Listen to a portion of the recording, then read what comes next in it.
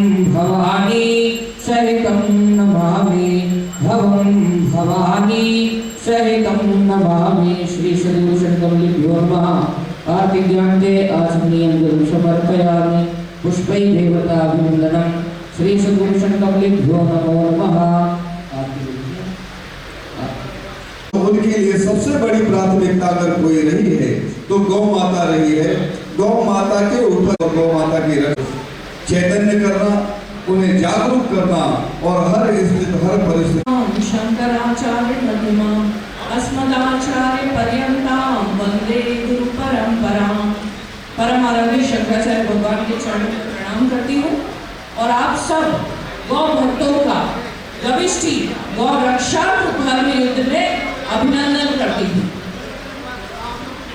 हमारे धर्म के जितने मान बिंदु हैं, ऐसा इस समय प्रतीत हो रहा है कि एक एक मान बिंदु पर क्रमवार क्रम से प्रहार हो रहा है।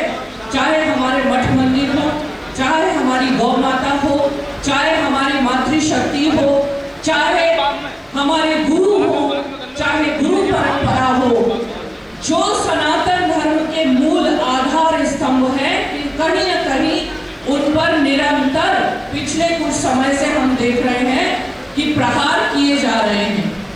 और अगर ऐसा ही चलता रहा तो एक दिन हमारे हाथ से हमारा धर्म निकल जाएगा और हम पछताते रह जाएंगे।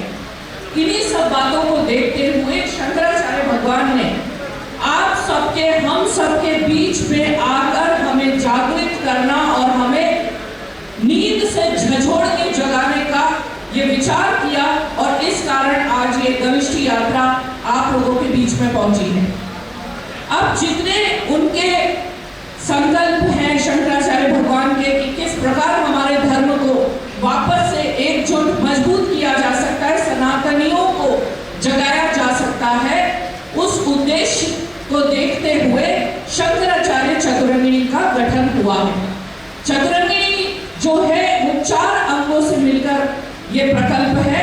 तन, मन, धन और जन, चारों अंगों से मिलकर ही चतुरंगिणी सेना का गठन हुआ है।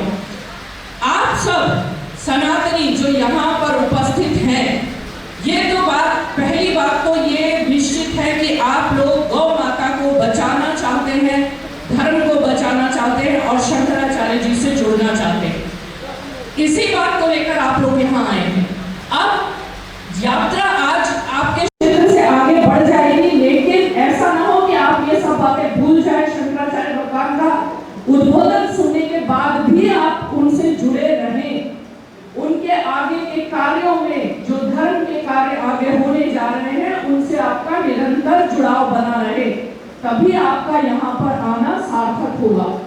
इस उद्देश्य को देखते हुए शंकराचार्य जी ने एक मोबाइल नंबर जारी किया है, जिस पर मिस कॉल करके आप शंकराचार्य जी की चतुरंगिणी से एकदम जुड़ सकते हैं। उसमें आपको कोई देर नहीं लगेगी, अपने आप मोबाइल निकाल लें। तो मैं आपको मोबाइल नंबर बता देती हूँ, उस पर आप मिस कॉल करके तुरंत जुड़ सकते हैं। उसमें जो जो संदेश आपको व्हाट्सएप पे आएंगे उसके अनुसार आप अपनी प्रक्रिया आगे जारी कर लीजिए। तो पहले तो आप मोबाइल नंबर डायल कर लें। सब माता बहनें, आप सभी देखिए, समाज का हर वर्ग चतुरंगिणी सेना से जुड़ सकता है। माताएं, बहनें, भाई बंधु, बच्चे, कॉलेज स्कूल में जाने वाले बच्चे सब इसका भाग बन सकते हैं। आप लोग नंबर डायल करें 844 853 1008 844 853 1008। मिस कॉल दे दें 844 844 853 1008। अब इसके बाद की प्रक्रिया आप बाद में कर लीजिएगा, जो व्हाट्सएप पे संदेश आएगा वो आप समझ के। दूसरी बात, एक महत्वपूर्ण बात आप लोगों के लिए ये है कि आपको अगर निरंतर शंकराचार्य जी का आशीर्वाद चाहिए, प्रतिदिन उनका संदेश आपके जीवन में प्रतिदिन आने की एक और प्रक्रिया है जिससे आपको जुड़ जाना चाहिए, वो है एप्लीकेशन डाउनलोड करना। आपके मोबाइल में प्ले स्टोर डाउनलोड कर सकते हैं 1008.guru 1008.guru पब्लिक। ये एप्लीकेशन आपको जब प्ले स्टोर में ढूंढेंगे तो आपको मिल जाएगा, आप डाउनलोड कर लें और उसमें जो भी नाम पते की फॉर्मेलिटी है पूरी कर लें।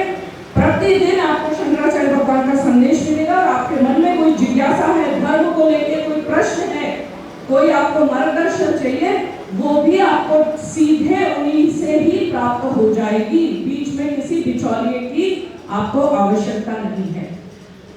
इस प्रकार आप बहुत आसानी से परम आराध्य शंकराचार्य भगवान से जुड़ सकते हैं। और धर्म का देखिए, ये जो युद्ध है ये यहाँ रुकने वाला नहीं है।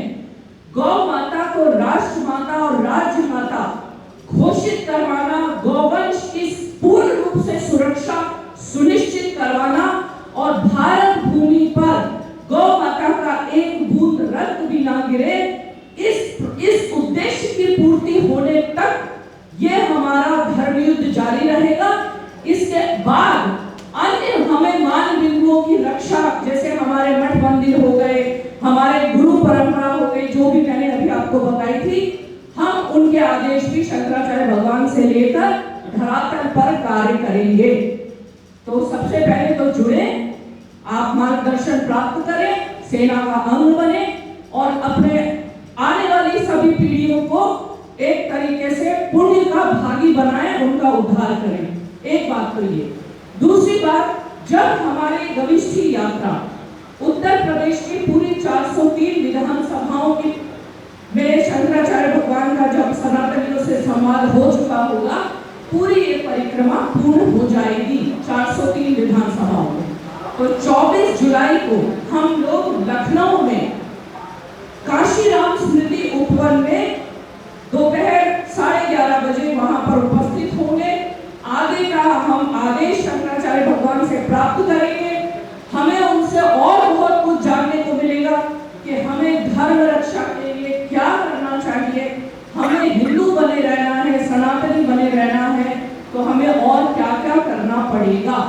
तो ये जो हमें आगे का जो भी आदेश उनसे प्राप्त होगा वो 24 जुलाई लखनऊ काशीराम स्मृति उपवन, पूरी 403 विधानसभाओं के समस्त सनातनी वहां उपस्थित रहेंगे। आज बधाई कि आप सबको हम लोग, मैं अपनी ओर से और हमारे सब सहयोगियों की ओर से आपको आमंत्रित करती हूँ कि सब परिवार अपने पूरे कुटुंब के साथ वहां आइए, क्योंकि ऐसा अवसर हमें बार बार जीवन में नहीं मिलेगा। तो इस बात के साथ मैं अपनी वाणी को विराम देना चाहूंगी। 24 जुलाई को आपके पूरे क्षेत्र को हम लोग वहां मिलेंगे। 24 जुलाई को अपने सभी सगे संबंधी भाई बंधु अपने पूरे कुटुंब के साथ वहां पधारे और आगे का मार्गदर्शन शंकराचार्य भगवान से हम लेंगे। इस बात के साथ हर हर महादेव, हर हर महादेव, जय भवानी। अब हम सब परम आराध्य जी का उद्बोधन सुनेंगे। आप सबकी जानकारी के लिए बता दूं, किसी के मन में कोई भी जिज्ञासा हो, कोई भी प्रश्न हो, तो अभी से कागज भगवान की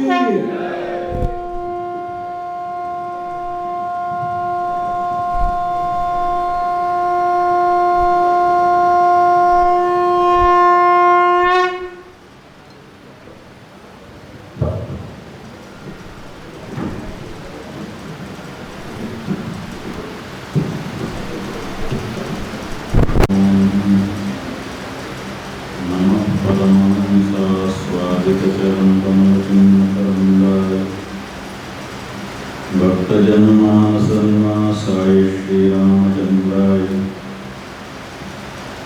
नमो गोप्य श्रीमतीभ्यः सौरभेयीभ्य एव च नमो ब्रह्मसुताभ्यश्च पवित्राभ्यो नमो नमः। श्रीराम जय राम जय जय राम। श्रीराम जय राम जय जय राम। धर्म की जय हो, अधर्म का नाश हो, प्राणियों में सद्भाव न हो, विश्व का कल्याण हो, गो माता की जय हो। नमः। पार्वती पतये हर हर महादेव।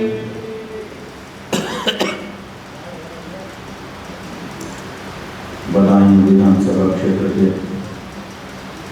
सम्मानित निवासीगण, मातृशक्ति,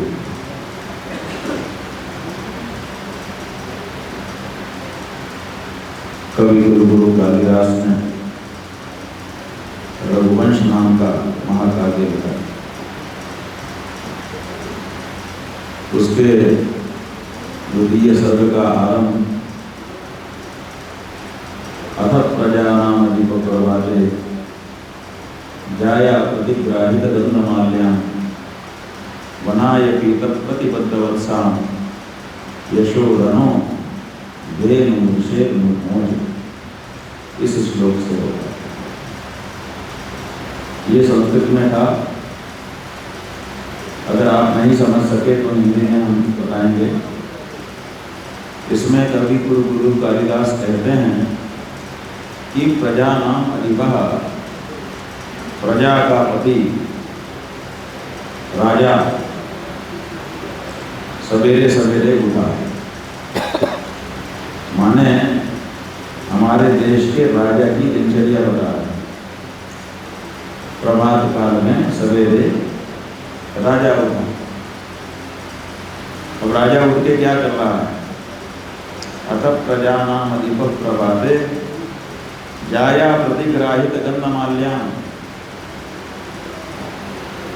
अपनी पत्नी के हाथ में पूजा की थाली से पूजा के द्रव्य उठा उठा करके वो गाय की पूजा कर रहा है। आपके देश का राजा सवेरे उठ करके अपनी पत्नी के सहयोग से गौ माता की पूजा करता है, और फिर पूजा करके तो राजकाज में लग जाता होगा ना? नहीं, यशोधनो धेनुम विषेर्मुमोच, ये जो यशोधन है, यश ही जिसका धन है, ऐसा राजा ये गाय को खूंटे से खोलकर जंगल की तरफ चला देता है और उसके पीछे पीछे खुद चलता है। माने गाय चराने के लिए जा रहा है।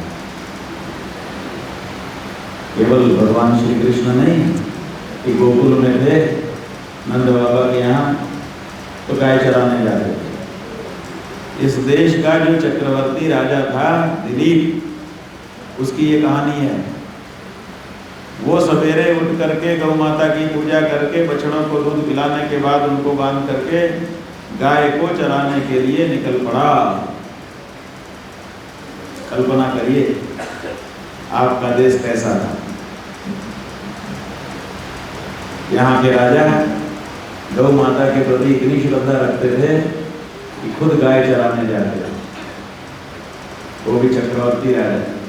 आज जितनी देश में दूर में भारत है उतनी दूर का भारत नहीं, अखिल भूमंडल का शासक चक्रवर्ती राजा दिलीप गौ माता के पीछे पीछे चले जा रहे हैं। गाय जंगल में जिधर जाती है उसको रास्ता नहीं दिखाते हैं, बल्कि उसी के रास्ते पे खुद चले जाते हैं। इस तरह से गौ माता की सेवा करते हैं।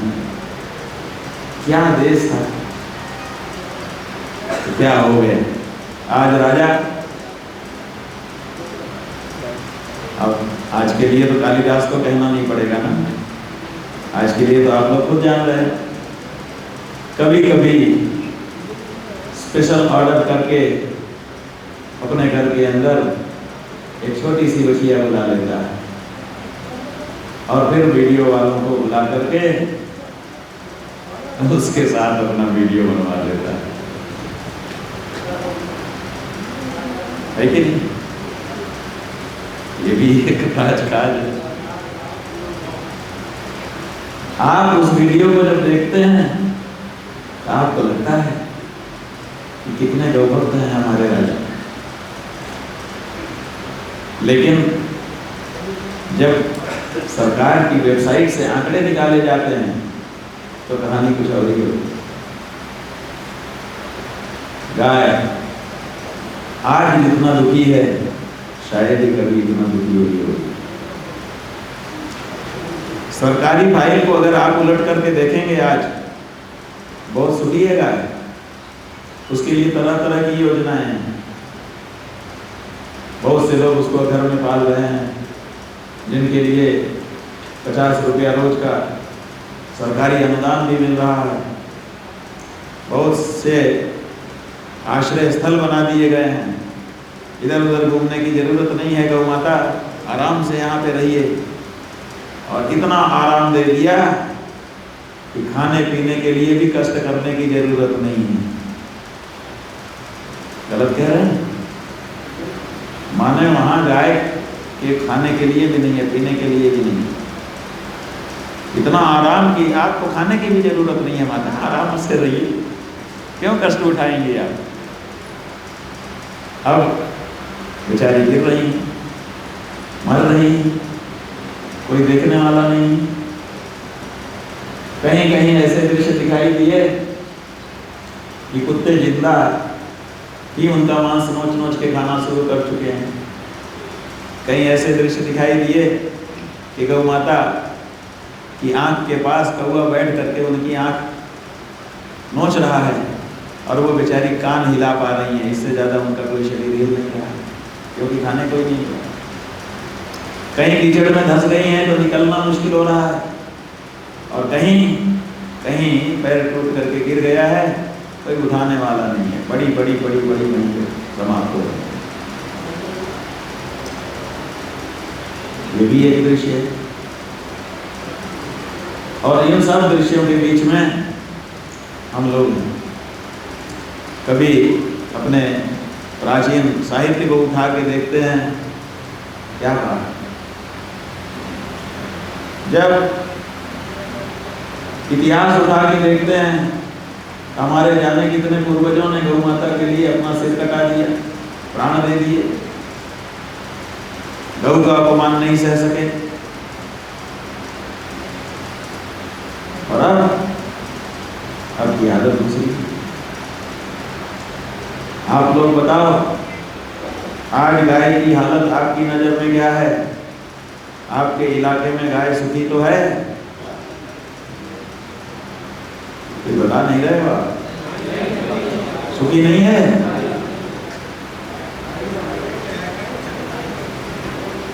अच्छा, मुख्यमंत्री जी तो कह रहे थे कि हमारे राज्य में गाय को कोई खरोंच नहीं लगा सकता। क्या ऐसा है? ऐसा नहीं। इसका मतलब है कि फाइल में कुछ चल रहा है और मौके पे कुछ चल रहा है। कथनी कुछ है और करनी कुछ है।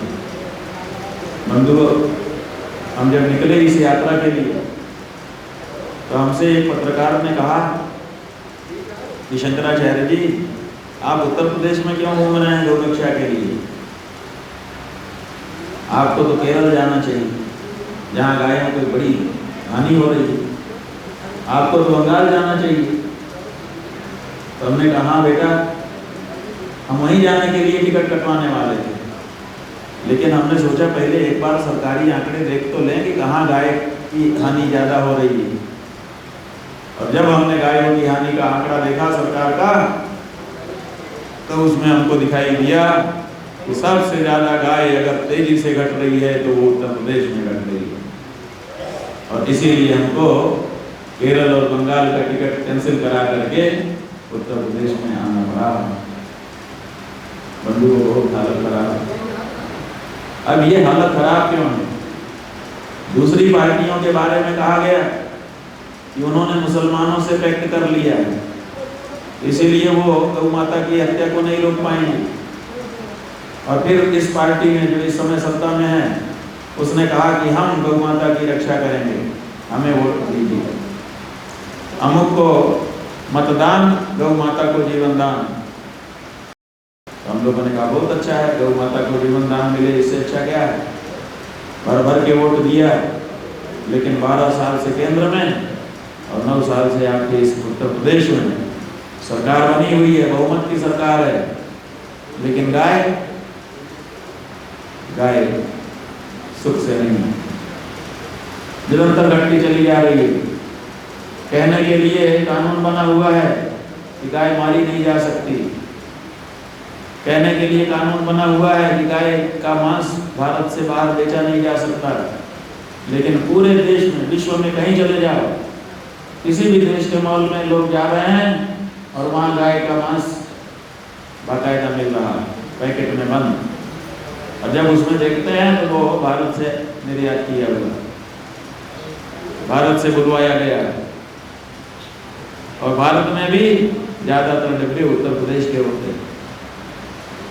आखिर जब यहाँ से भेजा नहीं जाता तो विदेश में गौमांस भारत का पहुंच कैसे जाता है? ये सवाल है, लेकिन इस सवाल का जवाब देने के लिए कोई आगे नहीं।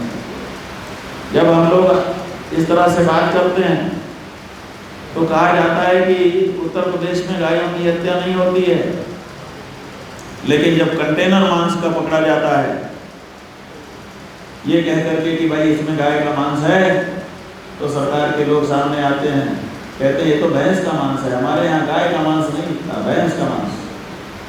और जब वो लेबोरेटरी में जाता है तो जब जब पकड़ा गया तब तब गाय का ही निकलता है।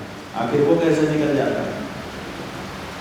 लेकिन फिर इसका मतलब है कि पाखंड बढ़ चुका है, सच्चाई पीछे छूट चुकी है और हमको झांसा में रखा जा रहा है। इसलिए हमने सोचा कि एक बार चल करके आप लोगों से सीधे संवाद स्थापित किया जाए कि आखिर आप लोग इसी तरह से गौ माता की हत्या को सहते रहोगे कि इसके लिए कुछ कड़क निर्णय लोगे?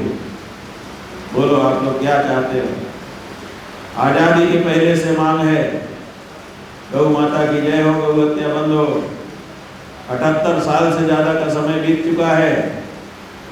क्या आप अपने जीवन में गौ हत्या बंद कराने का निर्णय पक्का करना चाहते हो कि जैसे 78 साल से चल रहा है वैसे आगे भी चलने देना चाहते हो? बोलो, साफ साफ बताओ, क्या इरादा है आप लोगों का?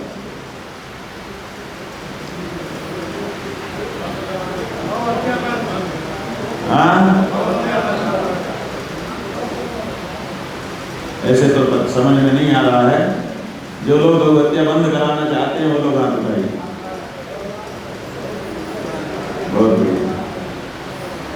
अब तो कोई हमारे ख्याल से बचा नहीं, फिर भी पूछ लेते हैं। जो लोग चालू रखना चाहते हैं वो लोग हाथ उठाइए। हाँ भाई, लोकतंत्र है, पूछ लेना चाहिए। लेकिन खुशी की बात है कि एक भी व्यक्ति यहाँ पर ऐसा नहीं है जो गौ माता की हत्या को जारी रखना चाहता हो। सब लोग चाहते हैं कि गौ हत्या बंद हो। लेकिन गौ हत्या बंद हुई है 78 साल में? नहीं हुई ना। इसका मतलब है कि अभी तक जितने लोगों को वोट आपने दिया, जिन जिन पार्टियों को वोट दिया, उन पार्टियों ने किसी ने भी गौ हत्या बंद नहीं की। तो अब आगे क्या करना चाहते हैं? क्या कड़क निर्णय लेकर के गौ माता की हत्या बंद करने वाले लोगों को ही आगे लाना चाहते हो कि डरने वाली पार्टियों को ही वोट देना चाहते हो? बोलो, बंद करे उसको देना चाहते हैं? हाँ, तो इसके लिए आपको घोषणा करनी पड़ेगी, साफ साफ कह देना पड़ेगा कि अब हमने पक्का निश्चय कर लिया है कि इस बार गौ माता की रक्षा के लिए हम वोट देने वाले हैं। इसलिए अगर पुरानी पार्टियों में से कोई पार्टी हमारा वोट लेना चाहती है तो उसको गाय के बारे में साफ निर्णय करके हमारे सामने आना पड़ेगा। अगर वो सत्ता में है पार्टी तो उसको सरकार में, सदन में प्रस्ताव पारित करके आना पड़ेगा कि गाय को पशु की सूची से हटाया जाता है, गाय को माता के रूप में दर्ज किया जाता है और फिर उसका एक अच्छा सा प्रोटोकॉल बना देना पड़ेगा। अगर इतना करके वो सत्ताधारी पार्टी आती है तो हम उसको वोट देने पे विचार करें। जो पार्टी सत्ता में नहीं है, अगर वो हमारा वोट लेना चाहती है और सत्ता में आना चाहती है तो उसको अपने पार्टी के फोरम में बहुत साफ प्रस्ताव पारित करने की जरूरत है कि अगर हम जीते और सत्ता में आए तो जैसे हिंदू के घर की पहली रोटी गाय की होती है, ऐसे ही हमारा पहला काम गौ माता को पशु सूची से हटा करके माता के रूप में दर्ज करने का होगा। अगर ये बात शपथ पूर्वक कहें तब उनके बारे में भी वोट देने का विचार किया जा सकता है। और अगर ये कोई पार्टी आगे ना आए तो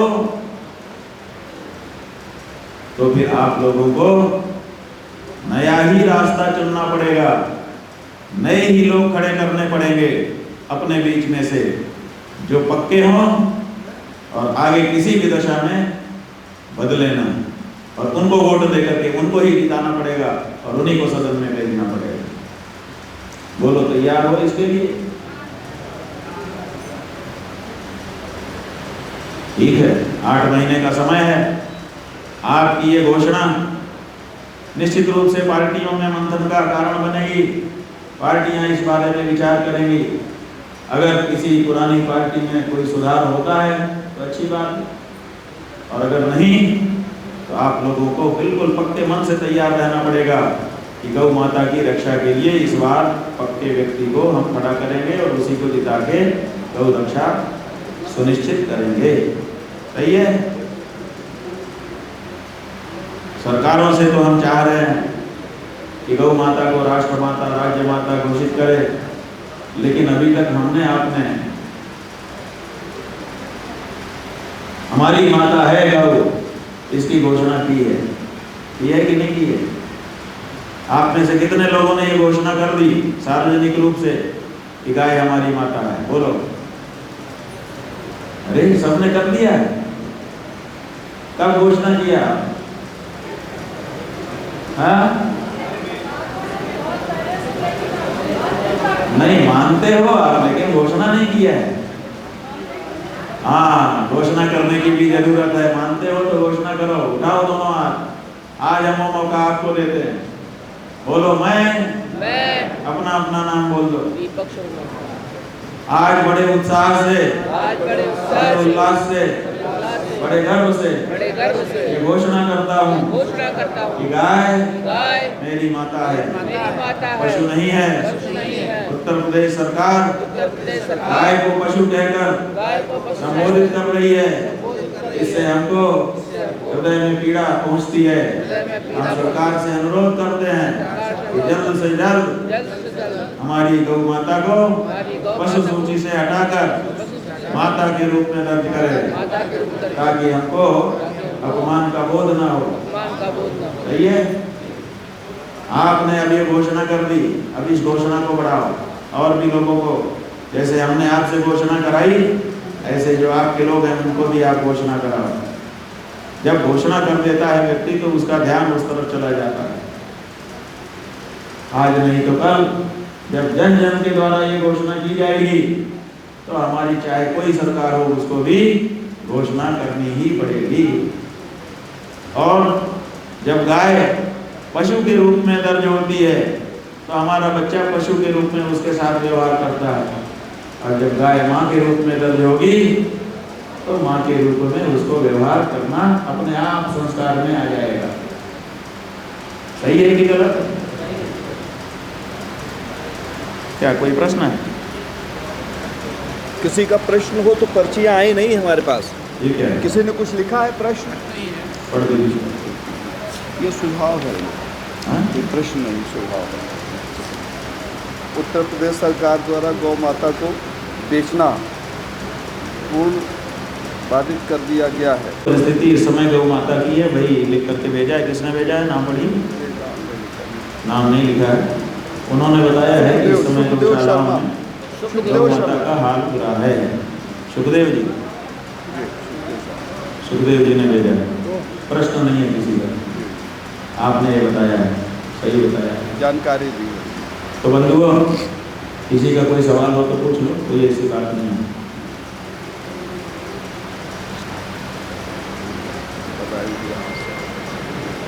अब हम दूसरी बात करेंगे।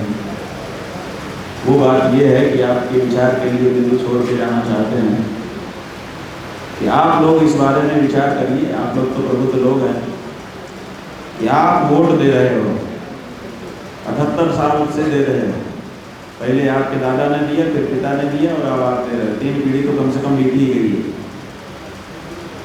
आपने कभी सोचा कि आपका वोट लेकर के, जो आपका राजनीतिक बल है, उसको लेकर के आप नेताजी, आपके नेताजी उसका क्या उपयोग करते हैं? आप बताइए, आपने मांस के व्यापार करने के लिए राजनीतिक ताकत नेताजी को दी है? साफ साफ बताइए। आपने नेताजी को इसके लिए वोट दिया कि वो लोग पशुओं को मार के मांस का व्यापार करें? अरे हाँ, अगर ना है तो आज ऐसे करके गिराई ना, किसी ने नहीं दिया, नहीं दिया ना। लेकिन हर नेता, हर सरकार अपने समय में करोड़ों पशुओं को मार करके उसका मांस बेच रही है, आपके वोट लेकर के। इसका मतलब क्या हुआ? इसका मतलब ये हुआ कि आप भी उनके पाप के भागीदार बन रहे हैं, क्योंकि ताकत तो आपने दी है। जैसे कोई मांगे कि जरा चाकू देना, तो आप अपने घर से चाकू निकाल के उसके हाथ में दे दें, और वो जाकर के किसी का कत्ल कर दे उसी चाकू से, फिर क्या होगा? फिर पुलिस उसको पकड़ेगी, एक ना एक दिन तो पकड़ेगी। फिर उससे पूछेगी कि कैसे मारा, वो कहेगा चाकू से मारा। फिर वो पूछेगी नहीं कि चाकू कहाँ से मिला, तो आपका नाम बताएगा। फिर आप पकड़े जाओगे कि नहीं पकड़े जाओगे? आप भी उसके अपराध में अपराधी बन जाओगे। तो आपको जब कोई मांगता है कि भाई चाकू देना, तो आप पूछ तो सकते हो कि चाकू का उपयोग क्या करोगे, काहे के लिए चाहिए, लेकिन आप पूछते नहीं हो। नेताजी आपका वोट लेते हैं, आप उनको सीमित नहीं करते हो कि भाई इन कामों के लिए दे रहा हूँ, बाकी काम के लिए नहीं दे रहा हूँ। और इसका परिणाम ये होता है कि आपके नेताजी आपका वोट लेकर के आपसे बिना पूछे कुछ भी करते हैं, कुछ भी, जो कि पाप है, अपराध है, और वो करते हैं। और उसको चूंकि सदन पास कर देता है, सारे नेता मिलकर के पास कर देते हैं, वही कानून बन जाता है। अच्छा ये बताओ, पुरुष पुरुष के साथ संबंध रखे, स्त्री स्त्री के साथ संबंध रखे और इसको गलत ना माना जाए, इसके लिए आपने नेताजी को वोट दिया था कि नेताजी ऐसा कानून बनवा दें? बोलो किसने किसने इसके लिए वोट दिया था? हाथ उठा के बताओ। आलसी हो थोड़ा क्या? हाथ ही उठाना तो है, पता चल जाएगा कि क्या है। नहीं दिया किसी ने। नेताजी ने आपसे पूछा भी नहीं कि ऐसा कानून हम बनाने जा रहे हैं, तो कैसे बना दिए? बना दिए कि नहीं बना दिए? आप सबको इतनी तो जानकारी है कि ऐसा कानून अपने देश में बन गया। पहले जो चीज 3 साल से 7 साल का अपराध थी सजा, अब वो चीज अपराधी नहीं रह गई। क्या इससे भारतीय संस्कृति, हिंदू धर्म ऊंचा उठेगा कि नीचा गिरेगा? तो आपका वोट, हिंदुओं का वोट लेकर के हिंदुओं के धर्म के विरुद्ध कानून कैसे बना दिया? हिंदुओं की संस्कृति के विरुद्ध कानून कैसे बना दिया? इसका मतलब कि आपके दिए गए वोट का बेजा इस्तेमाल हो रहा है कि नहीं हो रहा है? इस बात को आप समझ पा रहे हैं कि नहीं समझ पा रहे? इतना ही नहीं, अब उन्होंने एडल्टरी का कानून बना दिया है।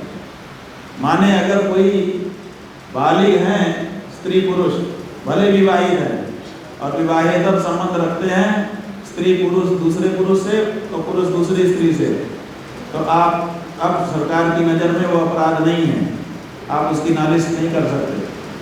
देख करके सह लेने के सिवाय आपके पास अब कोई चारा नहीं है। उसको सरकार गलत नहीं मानेगी, कानून बन गए, कोई सजा नहीं दिलवा पाओगे। आपका पति आपकी नज़र के सामने अगर दूसरी स्त्री के साथ संबंध रखेगा, आप पुलिस में जाके नालिश नहीं कर सकती, पुलिस FIR नहीं लिखेगी, कहेगी ये तो क्या है, तो बालिग है आपका पति। और आप अगर अपने पति के सामने किसी पर पुरुष से संबंध रखोगे तो वो भी नहीं नालिश कर सकता। आपने इसके लिए दिया था वोट, बोलो दिया था कि ऐसा कानून बनवा दो ताकि हमको फ्री हो जाए, हम लोग पशु जैसा जहाँ चाहे वहीं रमण करें, दिया था? अच्छा, नेताजी ने आपसे पूछा था कि हम लोग ऐसा कानून बना रहे हैं, तुम्हारी कंसेंट है कि नहीं है? नहीं पूछा ना। इसका मतलब ये है कि आपसे वोट लेकर के उसका आपके विरुद्ध प्रयोग किया जा रहा है। हमारी ताकत लेकर के हमारे विरुद्ध उसका प्रयोग किया जाना यह अपराध है। हमारे बल से हमारा ही पराभव करना, ये कैसे हो सकता है? लेकिन ये हो रहा है और आप लोग वोट देते जा रहे हैं। किसी को पीला गमछा पसंद आ गया, किसी को लाल गमछा पसंद आ गया, किसी को हरा गमछा पसंद आ गया। गमछे के रंग पे आप लोग दे देते हैं वोट, और वो वहां जाकर के क्या करना है इस बारे में विचार ही नहीं कर रहे हो। सही है कि गलत है? ऐसे कानून बन गए जो आपके धर्म के विरुद्ध हो रहे हैं, ऐसे कानून बन गए जो आपकी संस्कृति के विरुद्ध हो रहे हैं, और ऐसे काम नेता के द्वारा हो रहे हैं जो पाप की श्रेणी में आते हैं, जिनमें नरक भोगने का प्रावधान शास्त्रों में बताया गया है। आप क्योंकि उनके सहयोगी हैं, इसलिए नरक में भोग आपको भी मिलेगा। देखिए, जैसे गौ हत्या, अब गौ हत्या जारी है, हिंदुओं का ही वोट लेकर के उन्हीं की गौ माता को काट करके बोटी करके बेच देने का मौका दिया जा रहा है कि नहीं दिया जा रहा है? बोलो, दिया जा रहा है। इसका मतलब क्या हुआ? हमारे वोट का हमारे विरुद्ध दुरुपयोग किया जा रहा है। तो इस बारे में आप लोग विचार करो। आने वाले चुनाव में अपने को वो व्यवस्था बनानी है जिससे हमारा वोट हमारे विरुद्ध प्रयोग न किया जा सके, और साथ ही साथ ऐसा कोई काम जो नेता करे और उससे पाप उत्पन्न होता हो तो वो पाप मतदाता तक नहीं आना चाहिए। ये विचार गलत है? बोलो। लोग कह रहे हैं शंकराचार्य जी वोटर से बात कर रहे हैं, राजनीति कर रहे हैं। हम राजनीति नहीं कर रहे हैं, हम तो धर्म नीति कर रहे हैं। हम चाहते हैं कि मतदान करके हमारा मतदाता पापी ना बने। इसमें क्या गलत है? क्या एक धर्मगुरु को अपने शिष्यों के माथे पे पाप चढ़ता हुआ देख करके भी चुप रहना चाहिए? उसको उतारने का प्रयत्न करना चाहिए, कोशिशें करना चाहिए कि चढ़े ही ना। तो हम आपके माथे को पाप मुक्त बनाने के लिए निकले हुए हैं, और इसीलिए बिंदु आपके सामने रख करके विचार के लिए जा रहे हैं। हम चाहते हैं कि इस पे और मंथन करिए। 24 जुलाई को हमारी ये यात्रा पूरी होगी 403 विधानसभा में। अभी तो हम 270 विधानसभा में जाके आए हैं, अभी 150 के करीब बाकी है। हम 22 जुलाई तक पूरा कर लेंगे, 23 जुलाई के लखनऊ आ जाएंगे। 24 जुलाई तक अगर हमारी मांगे नहीं मानी गई गौ माता के बारे में, तो हमको आगे का कार्यक्रम फिर से घोषित करना पड़ेगा कि अब और ज़्यादा तेज करेंगे हम अपनी बात को। तो उस घोषणा के लिए 24 तारीख तक का अपने पास समय है। आप लोग तब तक विचार करिए, और विचार करके अपना अपना सुझाव हमको बताइए कि आगे इसमें क्या किया जाना चाहिए, ताकि हम आपके सुझाव को समाहित करके गौ माता के रक्षा के इस आंदोलन को और भी प्रखर बना सकें। ठीक है, ये आया है गौ माता की रक्षा के लिए स्थायी समाधान रहेगा। ये किसी ने पूछा है, नाम नहीं पूछा है, नाम नहीं लिखा है। तो स्थायी समाधान ये है कि देखो, फौरी समाधान ये है कि ऊपर ऊपर से कुछ भी कर लो, लेकिन स्थायी समाधान एकदम जड़ से शुरू होता है। तो अभी जड़ में बिगाड़ आ गया है। जड़ में क्या बिगाड़ा है कि आपके वेद में, आपके शास्त्र में, आपके पुराण में, आपके इतिहास में, आपकी परंपरा में गाय को माता कह करके बुलाया गया है। कहीं पर भी पशु नहीं कहा गया है। आप लोग क्या मानते हो, गाय पशु है कि माता है? बोलो, गाय पशु है कि माता है? माता है। अब गाय को सरकारें हमारी पशु कह रही हैं, जो हमारा ही वोट लेके बनी सरकारें हैं, वही हमारी माता को पशु कह रही हैं। हमारे विरुद्ध है कि नहीं? तो पहले तो ये शब्द बदलवाना है, शुरुआत यहाँ से होनी है स्थायी समाधान की। क्योंकि जब पशु कहेंगे, सरकार पशु कह रही है और जो पाठ्य पुस्तक बना दी है, दूसरी क्लास के बच्चे को पढ़ाया जा रहा है काउ इज एन एनिमल, गाय एक पशु है। तो जब दूसरी क्लास का बच्चा पढ़ लेगा कि गाय एक पशु है, और आगे भी क्या है, कह रहे हैं कि इससे हमको दूध और मांस मिलता है। दूसरी कक्षा के बच्चे को ये पढ़ाया जा रहा है कि गाय एक पशु है, उससे हमको दूध और मांस मिलता है। तो बच्चा आगे चल करके क्या बनेगा, जब तक दूध देगी दूध पिएगा, बाद में काट के खाएगा। इस तरफ आपके बच्चों को ले जा रहे हैं सरकार वाले, और हम चाहते हैं कि ये ना हो, अनर्थ हो जाएगा। अगर हिंदुओं के बच्चे गाय का मांस खाना सीख गए तो फिर उनको मुसलमान और ईसाई बनने से कोई नहीं रोक सकता।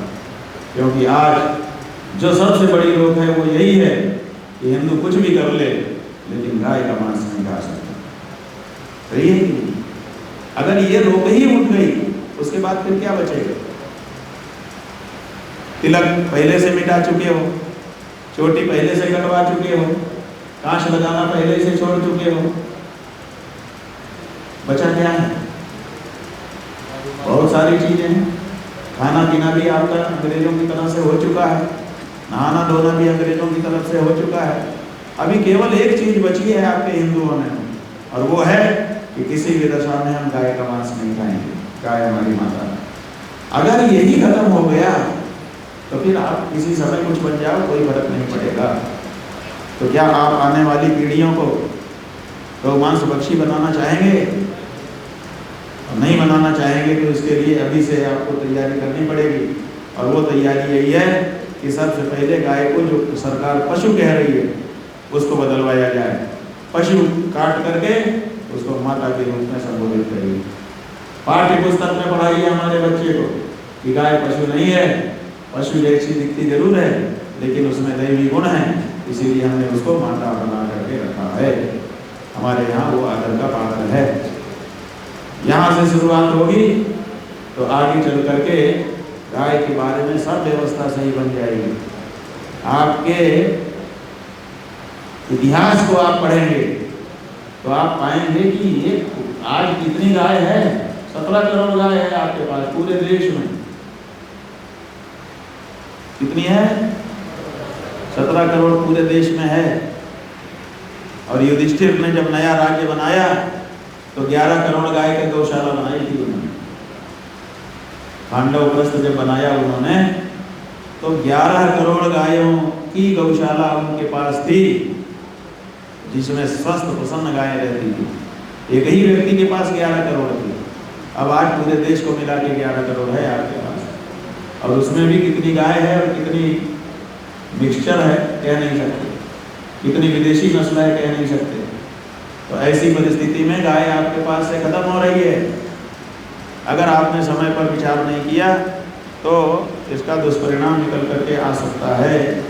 इसलिए स्थायी समाधान बंधु यही है कि हम गौ रक्षा का जो हमारा पुराना तरीका था, माता के रूप में उसको अपने जीवन का अंग बनाना, परिवार का अंग बनाना, और फिर उसका आशीर्वाद लेते हुए आगे बढ़ना, उसी तरीके को अपनाना पड़ेगा। साहिल शर्मा जी अनंत बधाइयों के कह रहे हैं, आज सरकारें हमारे तीर्थों को स्मारक के रूप में बदल रही हैं, इससे कैसे बचना है? कई चीजें कर रही हैं। इन्होंने एक और ध्यान दिलाया साहिल जी, कई ऐसे काम हो रहे हैं। हमारे मंदिर अब मॉल बन रहे हैं, कॉरिडोर बन रहे हैं। देखिए हमारे मंदिर में अंग्रेजी शब्द डाल रहे हैं, corridor, Vishwanath corridor, Vindhyavasini corridor, Badrinath corridor, ये सब कॉरिडोर हो रहा है। और प्रधानमंत्री का कार्यालय तीर्थ हो रहा है। सुना कि नहीं आप लोगों ने? प्रधानमंत्री का कार्यालय तीर्थ है आज की तारीख में, और हमारा मंदिर कॉरिडोर है। सही हो रहा है? सही हो रहा है? अब समझो, तो ये जो अनर्थ हो रहा है इसको कौन रोकेगा? किसी न किसी को तो आगे आकर के रोकना ही पड़ेगा। तो हे बदायूं विधानसभा क्षेत्र के निवासियों, हमने थोड़ी सी बातें आपके सामने कही हैं, अभी बहुत कुछ बाकी है, समय अनुसार वो भी आपको हम सुनाएंगे। अभी तो हमने इतनी बात कह दी कि जिससे आपकी विचारधारा जरा सोचना शुरू करे, अरे भाई ये तो बड़ा गड़बड़ हो रहा है। धीरे धीरे आप ही बहुत कुछ जानने समझने लग जाओ, और जब जानने समझने लगोगे तो फिर उपाय पूछोगे, उपाय हम लोग भी बताएंगे और आप भी खोजोगे, और सही उपाय पा करके हम लोग उसी पे चलते हुए फिर से भारत की संस्कृति को, सभ्यता को स्थापित करने में समर्थ हो जाएंगे।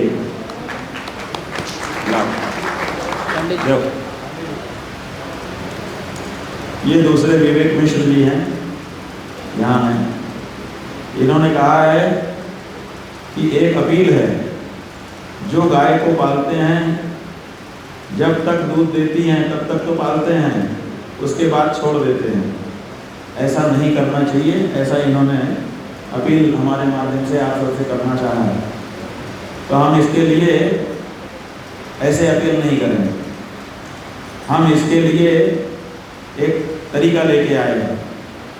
वो तरीका क्या है कि देखो, गाय को जब विधर्मी विदेशी देखते हैं तो देखते हैं कि इसमें कितना मांस है, कितनी मोटी ताजी है, कि काटेंगे तो कितना मांस निकलेगा, कितने लोग खा लेंगे।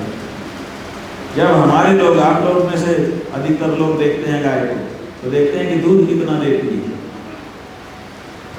लेकिन हमारे पूर्वजों की दृष्टि ना तो मांस की थी और ना तो दूध की थी।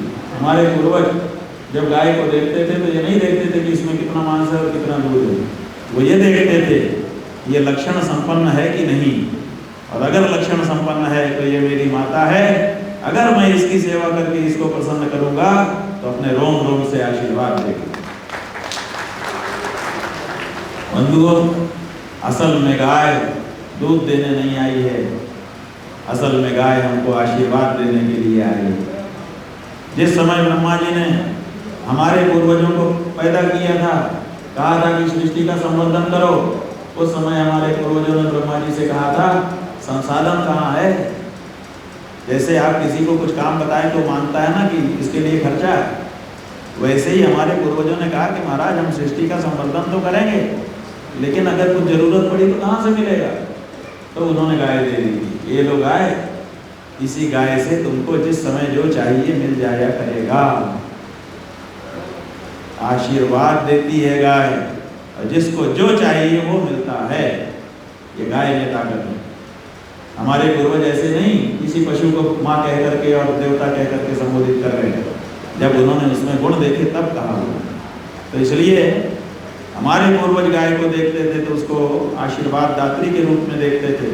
इसीलिए हम चाहते हैं कि आपके विधानसभा क्षेत्र में एक नया मॉडल के रूप में गौधाम बने, और उस गौधाम में दूध देने के लिए गाय सेवा ना हो, उस गौधाम में आशीर्वाद देने के लिए गौ माता की सेवा शुरू हो। और वहां आपकी गौ माता ऐसे गौशाला डेयरी फार्म जैसे नहीं, या चंदा मांगने वाली गौशालों जैसे भी नहीं। वहां गौधाम में गौ माता खा पी के हृष्ट पुष्ट हो के सज धज के बैठे, जैसे चित्रों में गौ माता को कैसे देखते हो आप। जब आपका बच्चा वहां जाए तो वो देखे कि अच्छा ये गाय का महात्म्य ऐसी होती है गाय, और फिर उसकी सेवा करे थोड़ी देर। वो गौ माता पूंछ हिला करके उसकी अलाय बलाय डाल देंगी, और अगर सेवा और होगी तो प्रसन्न होकर के रोम रोम से आशीर्वाद देंगे। तो आपकी पूरी विधानसभा क्षेत्र को गौ माता का आशीर्वाद मिलना शुरू हो। पहले तो यहाँ से शुरुआत करते हैं हम। बोलो कौन कौन इस विचार को स्वीकार करता है? सभी लोग कर रहे हो ना? तो बंधुओं, आपको इसके लिए अपने जेब से एक नोट निकालना पड़ेगा, कोई सा भी एक नोट। 1 रुपए से लेकर के 500 तक का नोट चलन में है, उसमें से जो आपकी शक्ति भक्ति में हो। 1 रुपए का भी होगा तो चलेगा। पैसा इकट्ठा करना उद्देश्य नहीं है इस मुहिम का, एक नोट अभियान का। लोगों को जोड़ना उद्देश्य है उस गौधाम से कि मैंने भी इसमें एक नोट दिया था। तो इसलिए एक नोट निकालिए कोई सा भी, और उसको इकट्ठा किया जाए। और उस इकट्ठा राशि से आप ही की विधानसभा में एक भव्य दिव्य गौधाम स्थापित किया जाए, और वो भी आने वाली दिवाली के 8वें दिन, जो गोपाष्टमी है, उसी दिन शुरू हो जाना चाहिए। सही है। जब आपके क्षेत्र को गौ माता का रोम रोम से निकला आशीर्वाद मिलेगा ना, आप देखना बड़ा तेज परिवर्तन आएगा। अनुभूत प्रयोग है हम लोगों के पास तो दुखी लोग आते ही रहते हैं, ये दुख है, ये दर्द है, तो हम लोग उनको उपाय बताते रहते हैं। और जिन जिन लोगों को हम लोगों ने गौ माता की सेवा का उपाय बताया, सब लोगों ने लगभग लौट करके कहा कि हमारी मनोकामना पूरी हो चुकी है। इसलिए हमें विश्वास है कि ये होगा बंधुओं। लेकिन इसके लिए हमको एक प्रतिनिधि भी चाहिए, जो हम जब यहाँ से चले जाएं तो हमारी तरफ से एक नोट अभियान चलाए पूरे बदायूं विधानसभा क्षेत्र में, और सबसे एक एक नोट का कलेक्शन करें। आप करेंगे? अरे वाह, ये सज्जन है, वृद्ध सज्जन है, ये हाथ उठा रहे हैं। क्या नाम है आपका? भूपेंद्र सिंह। भूपेंद्र सिंह जी का कौन कौन समर्थन करता है? हाथ उठाओ। अरे वाह, सभी लोग इनको जानते भी हैं और समर्थन भी कर रहे हैं। इसका मतलब माननीय व्यक्ति हैं। ठीक है, बदायूं विधानसभा क्षेत्र में एक नोट अभियान चलाने, संकलित राशि से भव्य दिव्य गौधाम बनाने, वहाँ पर वेद लक्षणा गौ माता को आमंत्रित कर उनकी सेवा करने, उनको प्रसन्न कर उनके रोम रोम से निकला आशीर्वाद जन जन तक पहुँचाने के लिए हम श्रीमान भूपेंद्र सिंह को अपना प्रतिनिधि नियुक्त करते हैं। सब लोग इसका सहयोग करिए। ठीक है, हाँ, आप समझ गए बात को। क्या करना है? एक अभियान बनाना है और जन जन से एक एक नोट का संकलन करना है और उसका पूरा हिसाब रखना है, ताकि संकलित राशि से भव्य दिव्य गौधाम बन सके। अब देखिए, अब ये इतिहास हो गए, अब यहाँ से शुरुआत हो रही है। बदायूं क्षेत्र में अगर ये गौधाम बना और वहाँ पर आके गौ माता ने अपना आशीर्वाद देना शुरू किया, तो पूरा मामला पलटने लग जाएगा धीरे धीरे धीरे। और अगर ये मॉडल सफल हो गया तो उसके बाद बहुत सारे लोग गौधाम स्थापित करेंगे, और जो गायें पशुओं वो पशु की तरह से खेतों में जाके चल रही हैं, मार खा रही हैं, जो सड़क पर खड़ी होकर के एक्सीडेंट सह रही हैं, जो कचरा घर में खाना खा रही हैं, वो सब दृश्य धीरे धीरे समाप्त हो जाएगा और पूरा गौ माता का जो दृष्टिकोण है वो सब बदल जाएगा। आज इसकी अपनी लोगों ने पहली एक समझो की रखी है, शुरुआत की है। अगर इसमें आप सब लोग मन लगा करके इसको आगे बढ़ाएंगे तो निश्चित रूप से इसका बड़ा फल मिलेगा। आप सब लोगों ने बड़ी शांति से बातें सुनी और उसको समझा भी। इसके लिए खूब खूब आप सबको धन्यवाद देते हुए हम यहीं पर अपनी वाणी को विराम दे रहे हैं। सबको खूब खूब आशीर्वाद।